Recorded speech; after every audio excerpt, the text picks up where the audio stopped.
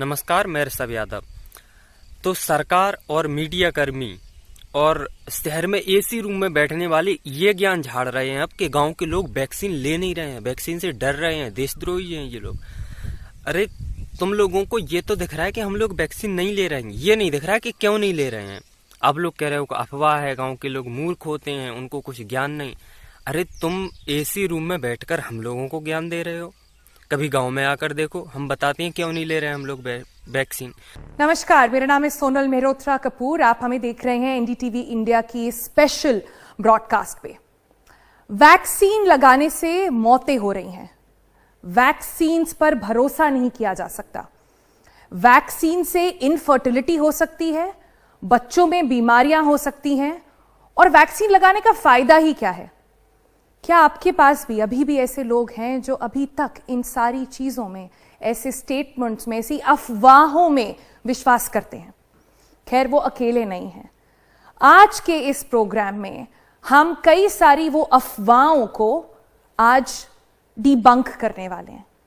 तो सोनल मैम का स्टेटमेंट आया कल, एनडीटीवी की जानी मानी एंकर हैं।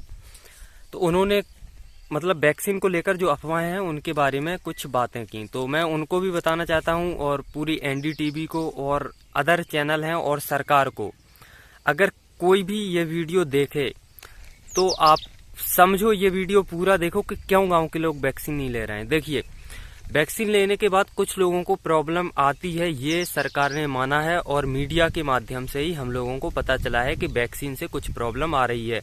जैसे किसी को बुखार आ जाता है, कोवैक्सीन लेने के बाद कुछ लोगों को ब्लड क्लॉटिंग की भी समस्या हो रही है। तो ये समस्या है ना। अब गांव में इतनी सुविधा नहीं है कि वैक्सीन लेने के बाद अगर किसी को भी थोड़ी समस्या आई तो वो तुरंत जाकर डॉक्टर को दिखा सके, नहीं दिखा सकता। वो पहले तो डॉक्टर के पास जाएगा, फिर भाई साहब यहाँ के अस्पतालों का ये हाल है कि डॉक्टर देखने से ही इनकार कर देता है। ठीक है, अब आता हूँ मैं मेन पॉइंट पर कि हम लोग वैक्सीन ले क्यों नहीं रहे, हम लोग मतलब गाँव के जो भी लोग हैं। देखिए, समस्या ये है कि गांव में वैक्सीन लेने के बाद आपको कुछ दिन ठंडे स्थानों पर रहना है, धूप में नहीं निकलना है कुछ दिन, 4-5 दिन तक। तो अब गांव में इतनी लाइट भी नहीं आती है कि हम लोग ठंडी स्थानों पर रह सकें, गर्मी में ना रहें। गांव में 4-5 घंटे लाइट आती है और उस 4-5 घंटे में 10 बार लाइट काटी जाती है। तो 4-5 घंटे लाइट आती है गांव में और 4-5 घंटे तो हम लोगों को गर्मी में ही गुजारना है। इतने पैसे वाले नहीं है हम लोग कि इन्वर्टर लगवा सकें घर पर। यहाँ पर गांव में कूलर भी नहीं है लोगों के पास, ज्यादातर फैन है, पंखा है, जो कि इस टाइम गर्म हवा दे रहे हैं इस सीजन में, और कुछ लोगों के पास तो वो पंखे भी नहीं है। ठीक है, तो अब उनको वैक्सीन लेने के बाद गर्मी में रहना पड़ेगा और धूप में।